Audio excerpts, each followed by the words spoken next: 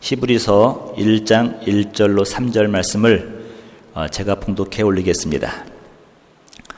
옛적에 선지자들을 통하여 여러 부분과 여러 모양으로 우리 조상들에게 말씀하신 하나님이 이 모든 날 마지막 날에는 아들을 통하여 우리에게 말씀하셨으니 이 아들을 만유의 상속자로 세우시고 또 그로 말미암아 모든 세계를 지으셨느니라. 이는 하나님의 영광의 광채시요 그 본체의 형상이시라. 그의 능력의 말씀으로 만물을 붙드시며 죄를 정결하게 하는 일을 하시고 높은 곳에 계신 지극히 크신 이의 우편에 앉으셨느니라. 아멘. 자, 오늘은 희망의 소리 그가 오신다. 대강절 두 번째 주일을 맞이하여 참 소망이 오신다라는 제목으로 말씀을 나누려고 합니다. 참 소망이 오신다. 지난 주에는 참 이루자가 오신다라는 주제로 말씀을 드렸습니다. 말씀을 드리면서 살아있다는 건 축복이에요. 하지만 우리는 불완전한 세상에 살아갈 수밖에 없기 때문에 상처와 아픔을 경험할 수밖에 없습니다. 그래서 위로가 필요한 거예요. 여러분, 참 아이러니한 것이 이거예요. 우리에게 가장 큰 기쁨을 주는 존재가 또한 상처와 아픔을 준다는 것입니다. 저는 자녀 셋을 키우면서 말로 형용할 수 없는 기쁨과 즐거움을 얻을 수가 있습니다. 하지만 제가 아는 세 자녀를 키우는 분이요, 저희 부부가 아니에요. 그분들이 부부싸움을 자주 하는데 80에서 90%의 원인이 자녀들의 문제로부터 출발한다고 합니다. 다시 한 번 말씀드리지만 저희 부부가 아닙니다. 근데 지금은 부부싸움을 거의 안 한다고 그래요. 애들이 철을 들었는지 부부가 철을 들었는지. 그래서 여러분, 우리 상처받은 영혼들은요, 하나님의 위로가 절실히 필요하다는 것을 말씀을 드렸습니다. 사람이나 세상이 주는 위로는 잠깐은 유익은 있는데 우리의 본질적인 문제를 해결해 주지 않기 때문에 참된 위로자 예수 그리스도만이 이 땅에 오셔서 우리를 위로할 수 있다는 것을 말씀을 드렸습니다. 오늘 여러분 말씀을 들으실 때에 여러분 마음 가운데 다시 오실 예수님 때문에 소망이 가득하시기를 주님의 이름으로 축복합니다. 성도 여러분, 사람이 살아있다고 말할 때는요, 여러 가지 근거를 두고 말하는 것인 것 같아요. 예를 들면 육체적으로는 호흡을 해야 됩니다. 그리고 몸의 모든 기관들이요, 작동을 하는데 유기적인 기능으로 잘하고 있으면서 의식이 온전한 상태가 돼야 됩니다. 영적으로 살아있다는 것도 마찬가지인 것 같아요. 육체의 호흡이 필요하듯이 영혼의 호흡, 기도줄, 하나님과의 관계가 잘 형성되어야 되는 거죠. 그리고 몸의 각 지체들이 서로 연결되어 있던 것처럼 우리 각자가 그리스도의 몸된 교회의 지체로서 유기적으로 연결이 되어 있어야 되는 겁니다. 어느 누가 아픔을 당했다는 소식을 들으면요, 내가 아픔을 느낄 때 우리는 한 지체가 될 수가 있는 것입니다. 하지만 이것이 전부라고 말하기에는 약간 부족한 부분이 있는 것 같습니다. 육체적으로나 신앙적으로 살아있다고 말할 때 빼놓을 수 없는 거 한 가지가 있는데 바로 뭐냐면요, 소망에 대해서 말할 수가 없습니다. 소망이 없이 살아가는 사람들을 본 적이 있을 것입니다. 내일에 대한 소망이 없기 때문에 오늘을 허비합니다. 지금 순간적인 쾌락에 빠져서 살아가는 자들입니다. 자녀들을 키우다 보니까 뚜렷한 비전과 꿈이 없을 때, 내일의 소망이 없을 때는요, 방황도 하고 시간을 낭비하는 듯한 삶을 살아가는 것을 보게 됩니다. 저는 사람이 살아있다는 것은 여러 가지 조건들이 있겠지만 그중 하나가 소망이 있는가 그렇지 않은가에 달려있다는 것을 있다고 생각을 합니다. 그렇다면 여러분의 소망은 무엇입니까? 어떤 분은 말합니다. 목사님, 늙어보세요. 돈 없으면 말짱 꽝입니다. 꽝도 크게 꽝 그러더라고요. 돈 없고 늙으니까요, 자손들이 찾아오지 않더라는 겁니다. 그래서 그분이 말하기를 뭐니 해도 머니가 최고다. 돈이 나의 소망이다라고 말하는 사람도 있을 것입니다. 삶의 경륜과 현실에서 말하는 것이니 부정할 수만 없는 또 현실을 생각합니다. 그럼에도 불구하고 돈이 우리의 미래를 결정하는 소망은 될 수 없습니다. 어제 우리 교회가 그 레스큐 미션에서 약 120명의 거리의 천사들을 섬기고 왔습니다.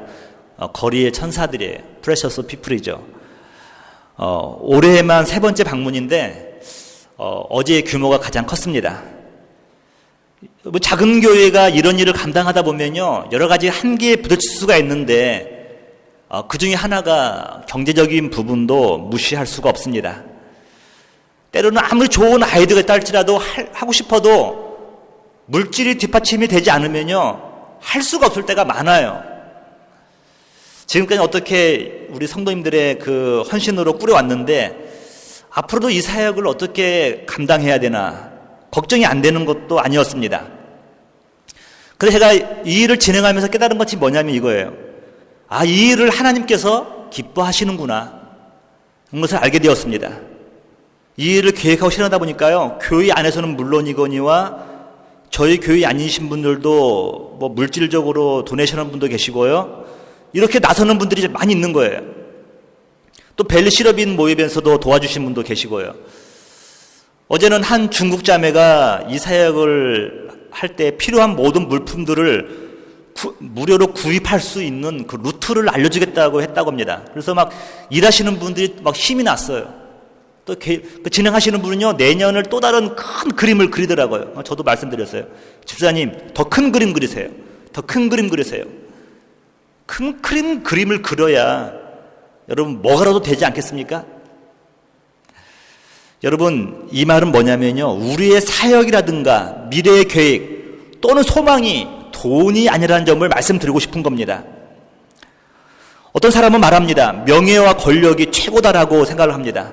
명예와 권력만 있으면 모든 것이 따라오더라는 겁니다. 자기를 중심으로 사람들이 모여들고요, 외롭지 않더라는 것입니다. 여러분, 힘있고 명예가 있어서 사람들이 모여드는 거 거품이에요. 환상이에요.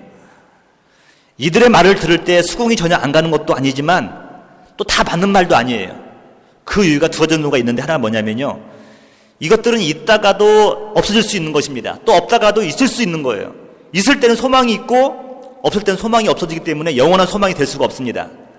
또 다른 하나는 뭐냐면요, 돈 있고 명예와 권력 있는 사람들이 모두 참 소망이 넘치며 늘 행복한 삶을 살고 있는 것인가 하는 의문을 제기해 보니까요, 아닌 것 같아요. 여러분, 매스컴이나 우리 주변에서 얼마든지 돈과 명예와 권력 때문에 오히려 더 불행한 사람들을 우리는 발견할 수가 있습니다. 여러분, 그래서 믿음의 자녀들은요, 있다가도 없어질 세상의 물질이나 언젠가는 사라질 세상적 명예와 권력에 소망을 두어서는 안 됩니다. 사라지는 것에 소망을 두는 자만큼 어리석은 자가 없어요. 다만 하나님께서 믿음의 자녀들에게 세상의 물질과 권력과 명예를 주셨을 때는요, 이것들을 잘 선용하여야 돼요. 그리고 하나님의 영광을 위해서 살면서 가난한 자들과 이웃을 위해 섬김의 기회로 삼으라고 주신 것입니다. 여러분, 그렇다면 믿음의 성도에게 변하지 않으며 영원한 소망은 무엇입니까? 사도 바울은 세상 사람들이 다 부러워할 만한 스펙을 갖고 있던 사람들입니다. 요즘 한국의 젊은이들이 스펙 쌓기 때문에 아주 골머리를 앓는다고 하는데요. 하지만 이 참 소망이신 예수님을 만나고 나니까요, 세상 가치관을 더 이상 쫓지 않게 되었고 영원한 가치관, 하늘나라의 가치관을 쫓게 되었다라고 말하고 있습니다. 여러분, 노트에 보시면 디모데전서 1장 1절에 나와 있죠. 영어로도 나와 있는데요. 다 같이 한번 우리 읽어보실래요? 디모데전서 1장 1절이죠. 다 같이 시작. 우리 구주 하나님과 우리의 소망이신 그리스도 예수의 명령을 따라 그리스도 예수의 사도된 바울은, 여러분, 지금 자기가 사도가 되었는데 사도에 된 근거가 뭐냐면요, 구주 하나님이에요. 하나님과 우리 소망이신 그리스도. 다른 건 다 변해요. 근데 하나님은 변하지 않잖아요. 소망이신 예수님도 변하지 않잖아요. 사도 바울은 최소한 친구 때문에, 누구 때문에, 부모 때문에 사역자가 되었다라고 말하지 않습니다. 오직 예수 그리스도의 명령 때문에 사도가 되었다고 말하고 있어요. 다른 말로 하면요, 예수님만이 나의 삶의 유일한 소망이다라고 말하고 있는 겁니다. 우리가 읽었던 히브리서 1장에서는요, 예수 그리스도가 믿음의 자녀들의 참 소망이 되는 이유에 대해서 몇 가지 말씀하고 있는데, 오늘 이거 중심으로 해서 한번 은혜를 나누려고 합니다. 좀 저는 이것을 살펴보면서 좀 여러분들 있잖아요, 성탄의 이 계절에 예수님으로 좀 소망이 넘쳤으면 좋겠어요. 그리고 새로운 삶의 각오를 다짐하면서 또 새해를 맞이했으면 좋겠다는 그런 바람이 있습니다. 먼저 생각해 볼 것은요, 예수 그리스도가 우리의 참 소망이라는 그 말씀이 어느 날 갑자기 우리에게 선포된 것이 아니라는 것이죠. 어느 날 갑자기 선포됐다고 한다면 어리둥절하고 받아들일 사람들이 몇몇 안 될 거예요. 그런데 우리 하나님께서 우리의 참 소망에 대해서 말씀하실 때는요, 1절에 다음같이 말씀하고 있는 거예요. 옛적에 선지자들을 통하여 여러 부분과 여러 모양으로 우리 조상들에게 말씀하신 하나님이라고 말씀하고 있어요. 수많은 선지자들과 예언자들을 보내주셔서 참 소망에 대해서 말씀하신 거예요.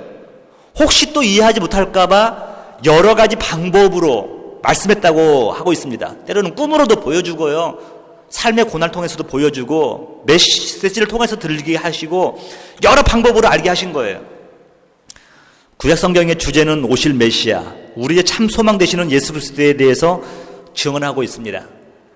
저는 이 말씀을 묵상하면서요, 하나님께서 우리들을, 이 죄인들을 무척이나 존중해 주시고 사랑한다는 것을 알게 되었습니다. 여러분, 그것도 분에 넘치도록 말입니다. 하나님이 우리를 존중해 준다는 거예요. 여러분, 군대라는 곳은요, 상관의 명령에 절대 복종하는 사회입니다. 그래서 군대 사회를 한마디로 표현하면 속된 표현은 이런 표현이에요. 여러분, 제가 여기서 잠깐 사용해 볼게요. 까라면 까, 이 자스가. 여러분, 이게 무슨 말인지 아세요? 여러분, 까라면 까. 고참이 그렇게 말하면요, 그냥 신참들은 막 쥐쥐군 듯이 그냥 벌벌 떠는 거죠. 명령하는 사람은 상대방이 납득할 이유나 필요를 느끼지 못합니다. 말하면 바로 복종하고 실행에 옮기는 것만을 기대할 뿐입니다. 따라서 군대 문화는요, 비인격적이에요. 비합리적인 부분이 많이 있습니다. 하지만 하나님은 죄인들인 우리들을요, 존중해 주시는 거예요. 당신의 종들을 보내어 때로는 설득도 하시고요, 선포도 하시고, 또 심판의 장혹성을 미리미리 알려주십니다. 왜 알려주십니까, 여러분? 피할 길을 알려주시는 거죠. 피하라는 거예요. 우두커니 당하지 말고 피하라는 거예요. 그들이 이해하고 납득하여 받아들이고 진실한 마음으로 순종하기를 원하는 것입니다. 바로 이 점이 하나님께서 우리 죄인들을 얼마나 사랑하셨는가, 우리를 존중해 주셨는가를 알 수 있는 대목입니다. 자녀들이 자라면서 이젠 부모 마음대로 할 수 없구나라는 것을 최근에야 깨닫게 돼요. 참 미련하죠. 얼마 전까지만 하더라도 당일날 야 우리 뭐 먹으러 가자, 일어나. 그럼 다 일어났어요. 군말 없이 따라 나섭니다. 근데 최근에는요, 이렇게 말을 하면 애들이 항변을 해요. 부모의 눈에는 그들이 특별히 할 일도 없어 보이는데 그들이 항변을 합니다. 아빠, 우리도 스케줄이 있고 계획이 있는데 아빠 마음대로 하면 되느냐고 따져듭니다. 사실 그들의 주장도 틀리지 않는 것 같아요. 그래서 이제는 제 아내와 제가 어떤 작전을 세우냐면요, 뭘 진행하기 위해서는 한 달 전부터 미리 선포를 합니다. 또 보름 전에도 이 얘기를 합니다. 일주일 전에도 이 얘기를 합니다. 전날에도 얘기합니다. 지속적으로 통보해 주는 겁니다. 예를 들면 몇 월 며칠은 홈리스 봉사의 날이다. 그날은 여러분 니들이 비워뒀으면 좋겠다라고 매번 얘기를 합니다. 당일이 되면요, 가자 그러면요, 군소 없이 따라오는 거예요. 제가 느낀 게 뭐냐면, 자녀들이 부모가 자기들을 존중해 준다는 것을 안다는 걸 느꼈습니다. 우리 하나님은 돌들로서도 아브라함의 자손이 되게 하실 수 있는 분이십니다. 자신의 피조물에게 마음대로 할 수 있는 능력과 권한이 있으십니다. 하지만 절대 그러지 않으셔요. 왜냐하면 우리와 인격적인 관계, 참 사랑의 관계를 갖기를 원하시기 때문에 그래요. 우리가 믿는 하나님은 인격적이며 참 사랑의 하나님이시기에 여러분 한 사람 한 사람을 존중해 주시고 사랑해 주시는 분입니다. 사랑하는 성도 여러분, 우리를 사랑하시며 존중해 주시는 이 하나님 한 분만을 참 소망으로 삼으시기를 주님의 이름으로 축원드립니다. 그렇다면 하나님께서 온 인류를 위해서 준비하신 참 소망이 무엇이며 어떻게 드러났는가를 2절에서 우리가 발견할 수가 있습니다. 먼저 히브리 기자가 말하기를 마지막 날에는 아들을 통하여 말씀하셨다라고 기록하고 있습니다. 하나님은 수많은 선지자와 당신들의 종들을 보내어 당신의 뜻을 전해 주었습니다. 하지만 사람들은 미련하고 고집불통이라 그분의 말씀을 듣질 않는 거예요. 그래서 마지막에는요, 당신 하나밖에 없는 아들을 보내시어 당신의 뜻을 알게 하신 겁니다. 여러분, 이것이 은혜라는 거 아십니까? 저는 이 말씀을 보면서요, 왜 이 말씀이 은혜냐면은 아들을 통해서 우리를 바라보시겠다고 하는 하나님의 의지가 담겨 있는 거예요. 아들 없이 우리를 바라보면 우리는 이미 사망이에요, 사망. 근데 하나님이 우리를 바라보실 때 아들을 통해서만 바라보겠다고 결심을 하신 거예요. 당신의 아들을 보내는 것보다 더 확실한 메시지는 없습니다. 아들만큼 아버지의 뜻을 명확하게 깨닫는 자도 없고요. 그러기에 아들은 아버지이며 아버지는 아들인 거예요. 뜻에 관계된 걸 말씀드리는 겁니다. 더욱이 이 아들은요, 아버지의 모든 유업을 이어받을 상속자로 세워졌고 그를 통하여 온 인류를 지으셨다라고 오늘 2절에서 말씀하고 있습니다. 바로 이 점이 예수 그리스도가 우리의 참 소망인 이유인 것입니다. 예수 그리스도는요, 하나님의 맏아들로서 그의 나라, 하나님 나라를 유업으로, 유산으로 받을 유일한 자입니다. 여러분, 예수님이 상속자가 된다는 것과 우리와 무슨 상관이 있는가? 여러분, 의아해 하실 분이 계실지도 모르겠습니다. 여러분, 그건 심플해요. 우리 역시 예수 그리스도 안에서 하나님 나라의 유업을 받을 자라고 성경은 말씀하고 있습니다. 에베소서 1장 4절에 보니까요, 창세 전에 그리스도 안에서 우리를 택하사. 여러분, 이런 말씀을 그냥 지나갈 때 그냥 이런 말씀들은요, 너무도 귀한 말씀이잖아요. 창세 전이면 우리는 태어나기도 전이에요. 다른 말로 하면요, 여기서 다 나와 진리가요. 우리가 죄를 알기도 전에, 죄를 지키도 전에, 태어나기도 전에 예수 그리스도 안에서 우리를 택하셨다는 거예요. 여러분, 이런 진리가 어디 있습니까? 이런 것은 너무도 귀한 말씀이죠. 이 말씀이 왜 그리스도가 우리의 영원한 참 소망인가를 말씀하고 있는 거예요. 여러분, 신앙은 신비이지만 또 하나님께서 우리를 선택하신 방법도 신비예요. 신비라는 건 뭐냐? 미스테리예요. 설명할 길이 없다는 거예요. 그의 아들 예수 그리스도를 선택하셨는데 그 아들과 함께 우리를 선택하신 거예요. 이것을 어떻게 설명하면 좋을까요? 저희 아버님은 육남 2녀 중에서 장남이에요. 그러니까 할머니가 저희 아버지를 너무도 끔찍하게 사랑하셨어요. 다른 우리 삼촌들이나 작은아버지들도 자녀들이 있는데요, 저나 저희 형이 가면은 아버지 때문에 저희들을 바라보는 그 애틋함이 더한 것을 느낄 수가 있었어요. 다른 친구들은 사탕 하나 하면 저희들은 사탕 2개였어요. 그 이유가 뭐냐면 저희 아버지 때문에 그래요. 할머니는 아버지를 사랑하시고 그 사랑이 저희들에게 흘러오는 거예요. 저는 신앙도 마찬가지로 생각합니다. 하나님께서 예수님을 선택하셨는데 그 예수님 안에 저와 여러분들이 있었던 거예요. 여러분, 하나님 보시기에 너무 소중한 분들이 저와 여러분이라는 거죠.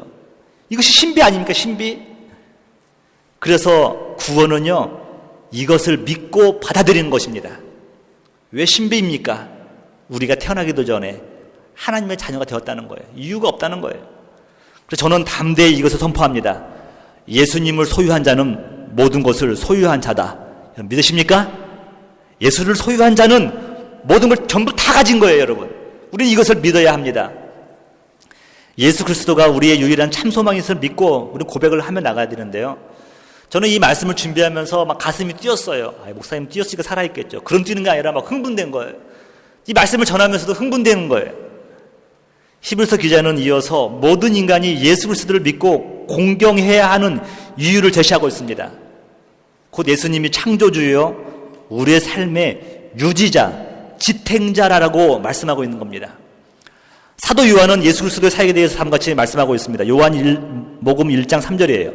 만물이 그로 말미암아 지은 바 되었으니 지은 것이 하나도 그가 없이는 된 것이 없느니라. 또 히브리서 1장 3절에 보면요, 그의 능력의 말씀으로 만물을 붙드시고 라고 말씀하고 있어요. 예수님께서 만물을 붙드시고 계신다는 거예요. 여러분, 교만은 넘어짐의 앞잡이라고 성경에서 말씀하는데요, 무엇이 교만입니까? 스스로 섰다고 생각하는 것이 교만이에요. 내 힘으로, 내 능력으로 여기까지 올라왔다 생각하는 것이 교만이며 죄입니다. 교만한 마음은요, 주님을 인정하지 않고 자신의 능력을 의지하고자 하는 마음입니다.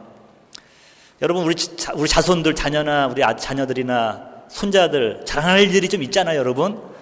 그러면 안 하면 병나니까 하긴 해야 되는데 이렇게 자랑하세요, 여러분. 하나님이 그렇게 하셨습니다 라고 말씀하세요. 하나님을 꼭 붙이세요.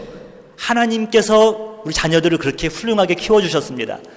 우리 손자들을 우리 하나님께서 그렇게 만들어주셨습니다 라고 말을 하는 거예요.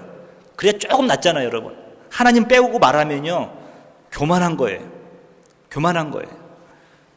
우리 본문의 말씀에서는요, 그의 능력으로 만물을 붙드시오라고 말씀하고 있습니다. 저는 이 말씀 보면서 이런 생각 드는 거예요, 여러분. 만물, 여러분, 빌딩이 왜 세워져 있습니까? 어떤 분들은 그렇게 건축학자들은 말하기를, 골조가 튼튼하니까 서 있겠지. 우리의 집이 왜 서 있습니까? 길거리 나무가 왜 서 있습니까? 여러분들이 여기에 왜 앉아서 예배 드릴 수가 있습니까? 이 건물은 왜 유지됩니까? 세상 사람들은 말할 거예요. 뭐 건물 잘 짓고 내가 건강하니까 서 있겠지 말하겠지만요, 히브리서 기자는 말하기를 뭐라고 하고 있냐면, 이 만물을 그리스도께서 붙잡고 계시다고 말씀하고 있는 거예요. 야, 이 말씀을 어떻게 우리가 이해할 수가 있겠습니까, 여러분? 골로새서 1장 17절에 보니까요, 다 같이 읽어보실래요? 시작. 만물이 그 안에 함께 섰느니라. stand for. 우리가 서 있는데요, 그와 함께 서 있다라고 말씀하고 있어요. 여러분들이 지금까지 쌓아왔던 건강이나 자랑할 만한 것들, 다 이 모든 것들은요, 그리스도가 붙들고 있기 때문에 가능한 거예요. 그래서 한마디로 말해서 가장 큰 교만은 뭐냐면요, 만물을 세우시는 예수 그리스도를 인정하지 않으며 섬기지 않는 거예요. 예배를 드리지 않는 자가 교만한 거예요. 이런 사람의 특징은 뭐냐면 자기 인생이 자기 마음대로 주장된다고 생각하는 것입니다. 우리 자녀들이 그런 경우가 참 많이 있잖아요. 제가 수요성경 공부 시간에 죄의 본질에 대해서 몇 가지 말씀을 드렸는데, 오늘 그 중에서 한 가지를 말씀드리고 싶은 것이 있습니다. 그 야고보서 저자는요, 사람이 선을 행할 줄을 알면서 선을 행하지 않는 것이 죄라고 말씀하고 있습니다. 여러분, 너무 당연한 거 아니에요? 선을 행할 줄도 알면서 행하지 않으면 죄인이라고 말씀하고 있는데, 아마도 저희 자녀들도 다 이해할 수 있는, 깨달을 수 있는 사실일 겁니다.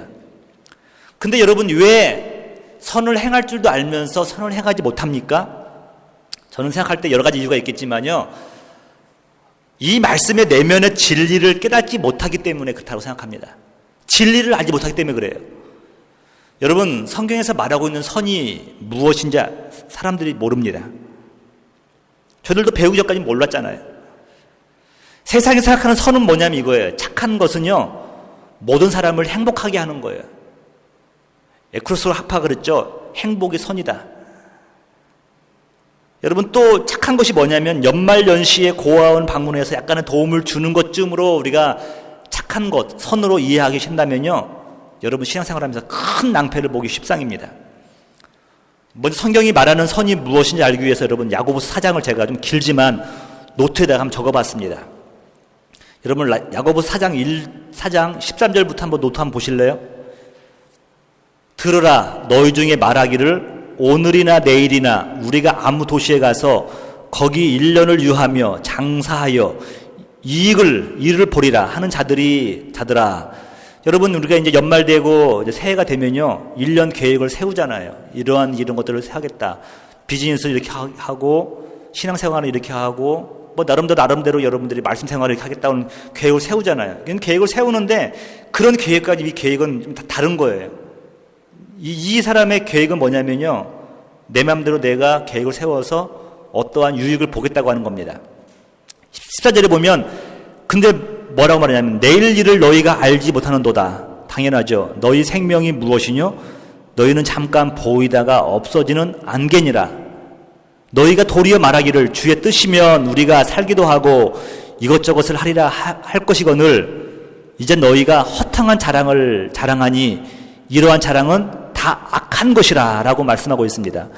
13절부터 16절까지 우리가 다 알아들을 수 있는 말씀이에요. 근데 여러분 17절 딱 보시면 여기 나와요. 이러므로 13절부터 16절을 다 아울러서 말하는 거예요. 이러므로 사람이 선을 행할 줄 알고도 행치 아니하면 죄니라 라고 말씀하고 있는 거예요. 최소한 이 야고보서 기자가 이 본문에서 말하고 있는 선이 뭐냐면 이거예요. 내 인생이 내 것이 아니고 주인이 따로 있음을 아는 것, 이게 선이라는 것입니다. 여러분들의 인생이 여러분 것이 아니라는 거예요. 여러분 마음대로 할 수 있는 것이 아니고 계획을 마음대로 세울 수 있다는 것도 아니라는 것이죠. 우리는 그걸 초월한다는 것이죠. 여러분이 지금 오늘 존재하는 이유가 바로 예수 그리스도라는 사실을 그것 때문에 우리가 존재한다는 것을 여러분 알아야 된다는 겁니다. 내 인생이 내 것이다. 내 마음대로 자정할 수 없다는 것을 아는 것이 선이고 알면서도 실천하지 않는 것, 이것을 죄라고 말씀하고 있는 것입니다. 저는 대강절 설교를 정리하면서 다음 같은 의문을 던져봅니다. 하나님은 왜 나쁜 사람들에게 선한 일이 일어나도록 허락하시는가? 공의의 하나님께서 왜 죄악된 자녀들을 내버려 두시나? 아마도 이 주제는요, 예수님 오실 때까지 믿는 자들의 영원한 의문일 것입니다. 오히려 믿지 않는 자들이 더 잘 사는 것처럼 보여요. 하나님의 정의 앞에서 온갖 더러운 죄악을 지은 이 세상은 황량한 세상이 되어야 마땅하고 심판받아 마땅하지 않습니까? 하지만 오히려 그들이 떵떵거리며 잘 사는 것처럼 보인다는 것입니다. 여러분, 근데 그 이유가 오늘 본문의 끝부분에 나와 있습니다. 그의 능력의 말씀으로 만물을 붙드시며 죄를 정결케 하시는 일을 하시고 높은 곳에 계신 지극히 크신 이의 우편에 앉으셨느니라. 이 예수님 때문이라는 것을 말씀하고 있어요. 예수님께서 그의 능력으로 만물을 붙드시기 때문에 우리가 죄인들도 아직 살아갈 수 있고요, 이 황량해질 세상이 견디고 있는 겁니다. 세상의 악한 자들이 모두 즉결 심판을 받는다고 한다면, 여러분 만약에 죄 지을 때마다 세상의 악한 자들이 죽임을 당한다고 한다면 우리들하고 별 수 있겠습니까, 여러분? 우리라고 살아남을 수 있겠냐고요. 우리도 망하고 말 것입니다. 하지만 예수님이 만물을 붙들고 계시기 때문에 세상과 함께 우리가 존재할 수가 있는 거예요. 그가 모든 죄악을 정결하게 하시기 때문입니다. 마지막으로 그가 지극히 높으신 이의 우편에 앉아 계시기 때문에 성경은 우리에게 이렇게 말씀하고 있어요. 저는 이 말씀 때문에 가슴이 뛰는 거예요. 예수 그리스도께서 하나님 우편에 앉아 계시다. 이것이 우리에게 얼마나 유익한 일인가를 여러분 아십니까? 그가 인간의 죄를 더 이상 참지 못하고, 하나님께서요, 인간의 죄를 참지 못하고 성부 하나님께서는 천사들에게 진노의 나팔을 부르시는 것을 막 명하시려고 할 때마다 성자 예수님께서 그것을 말르시는 겁니다. 하나님 아버지, 제가 흘린 보혈의 피를 기억하여 주옵소서. 못된 무리들을 하나님께서 벌을 주려고 할 때마다 예수님은 만류하십니다. 아버지, 내가 갈보리 언덕에서 흘린 십자가의 그 피를 기억하여 주옵소서. 성자 예수님은 죄인을 위한 중보자로 하나님 우편에 서 계시기에 죄인인 우리가 오늘 살아갈 수 있는 것입니다. 저는 이 말씀을 들으면서 여러분들의 얼굴이 좀 밝아졌으면 좋겠어요. 너무 심각하잖아요, 여러분. 복음인데, 여러분. 다시 한번 다음 같은 질문을 생각해 봅니다. 하나님은 왜 나쁜 사람들이 선한 일이 일어나도록 허락하시는가? 공의의 하나님께서 왜 죄악된 자들을 내버려 두시는가? 이유는 단 하나예요. 그리스도 때문입니다. 예수 그리스도 때문이에요. 인간 세상에 아직도 선과 아름다움과 기쁨과 사랑과 목적 같은 것들이 존재하는 이유는요, 바로 악인들을 향한 예수 그리스도의 은혜와 사랑 때문입니다. 그 은혜와 사랑이요, 우리의 참 소망의 유일한 근거가 되는 것입니다. 사랑하는 성도 여러분, 예수님만이 우리의 삶의 유일한 소망 되심을 믿으시면서 그분과 함께 날마다 영적 승리자의 삶을 사시기를 주님의 이름으로 축복드립니다.